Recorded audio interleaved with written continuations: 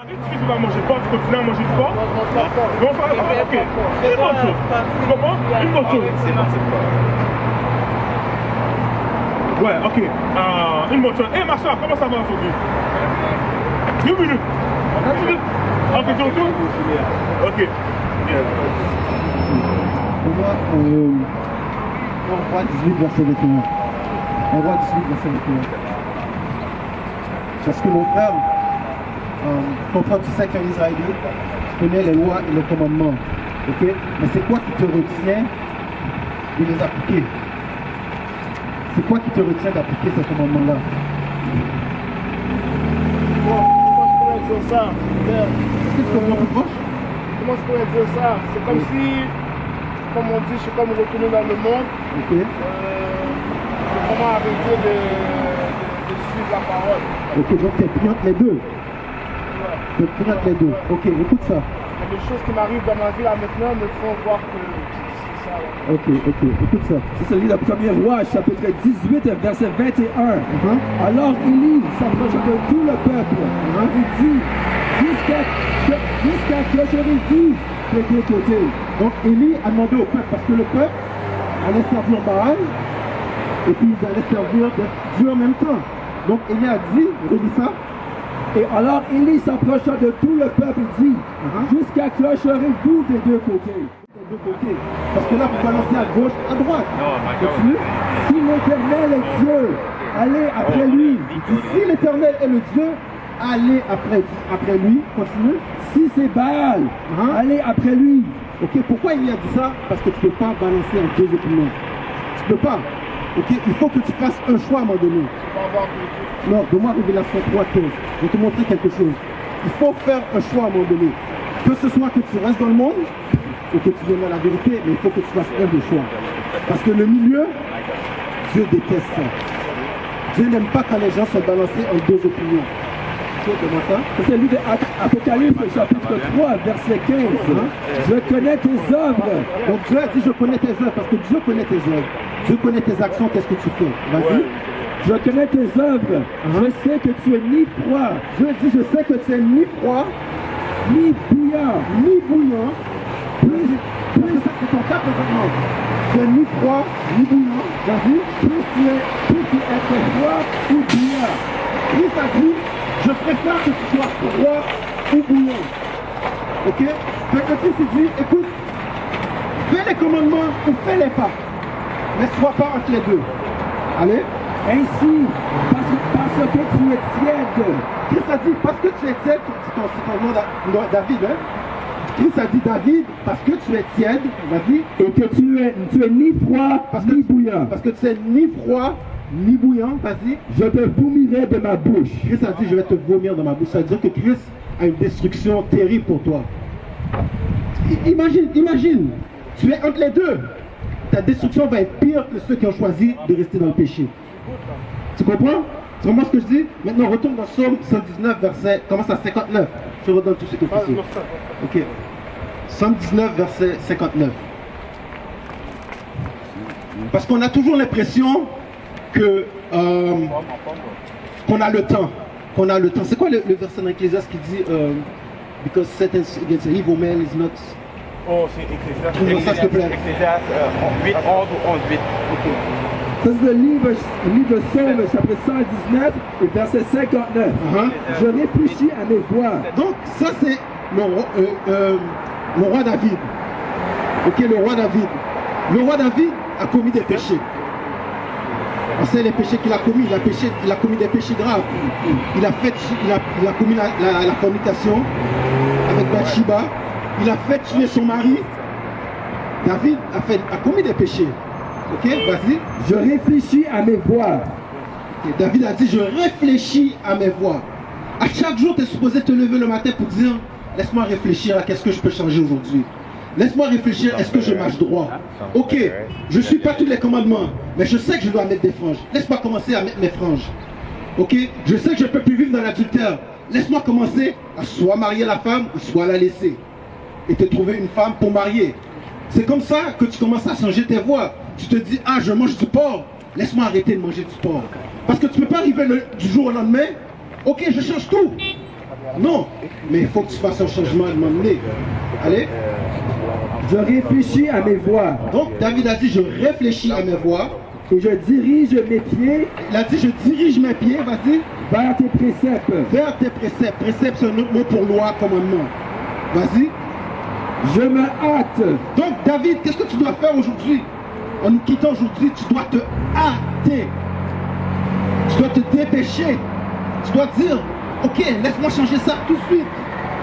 David, laisse-moi te poser une question. Tu savais que la barbe, reste là, hein? Tu savais que la barbe, c'est un commandement qu'un homme doit tenir une barbe, n'est-ce pas? Est-ce que c'est difficile, David? Non, non. Commence par ça, David. Commence par ça. Commence à tenir ta barbe. Parce que si tu ne commences pas, tu ne vas jamais le tenir. Dès que tu commences à tenir un commandement, Dieu met un esprit sur toi qui fait que tu vas continuer, tu vas dire, je vais continuer à tenir. Mais si tu ne commences jamais à tenir, l'esprit de Dieu ne va jamais rentrer en toi. Alors commence par tenir. La barbe, c'est facile. Laisse ta barbe pousser. Ne rase pas ta tête. C'est des commandements simples. Commence par ça.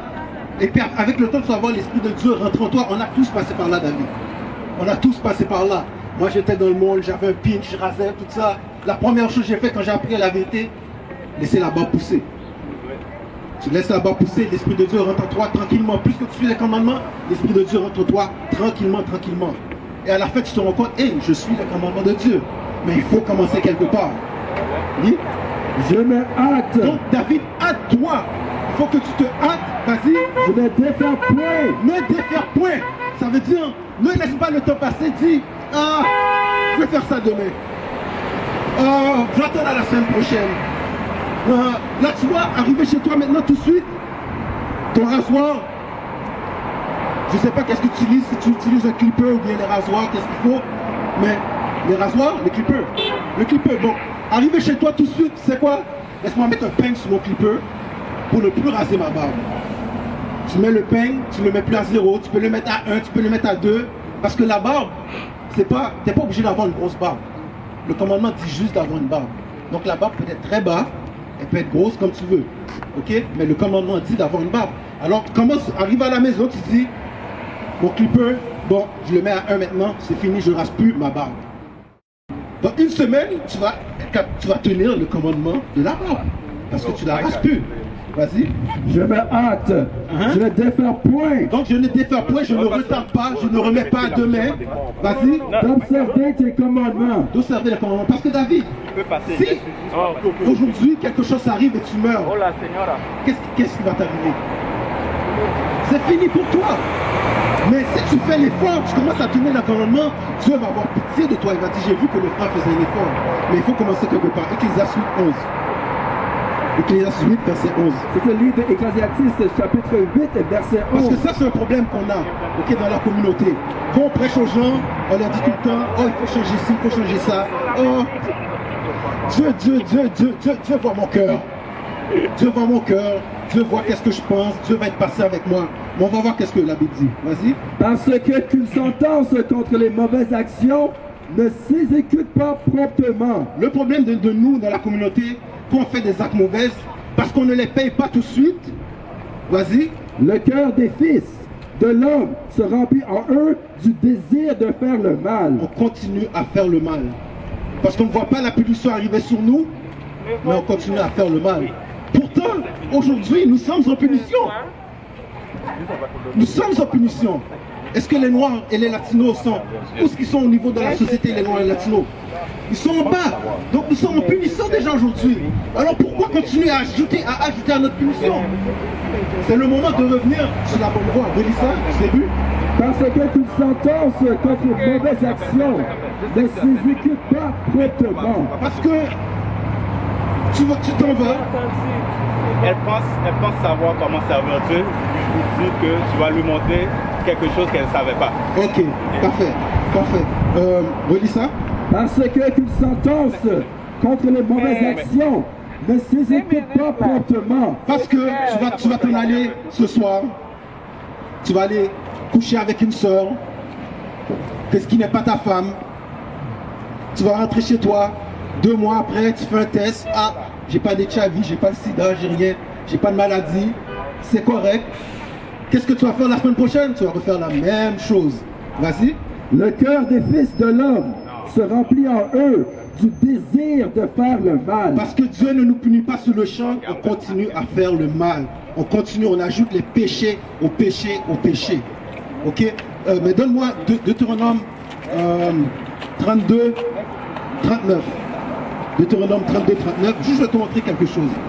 Ok? Parce que tout ce qui se passe sur la terre là, tu dois comprendre ma soeur, tout ce qui se passe sur la terre, Dieu est en contrôle. Quand notre bus passe et te frappe et tu meurs, c'est Dieu. C'est pas Satan. C'est Dieu. Parce que c'est lui qui a donné la paix. Vas-y. Ça, c'est le livre de Deutéronome, chapitre 32, verset 39. Sachez donc que c'est moi qui suis Dieu. Donc Dieu dit, c'est moi qui suis Dieu. Vas-y. Et qu'il n'y a point de Dieu près de moi. Dieu a dit qu'il n'y a personne, il n'y a pas de Dieu près de moi. Lis. Je fais vivre. Dieu a dit, je fais vivre. Quand tu sors du ventre de ta mère, tu es vivant, c'est Dieu qui te fait vivre. Lis. Et je fais mourir. Dieu, quand tu sors du ventre de ta mère et tu meurs à la naissance, c'est Dieu qui te tue. Quand l'autobus te frappe, c'est Dieu qui te tue. Ok? Alors reviens dans Psaume 119. Psaume 119, je te le donne tout de suite officiel. Psaume 119, verset 60. Parce que ça peut arriver n'importe quand. Et c'est fini pour toi. Et tu vas te retrouver devant le siège de jugement devant Dieu. Dieu va te dire,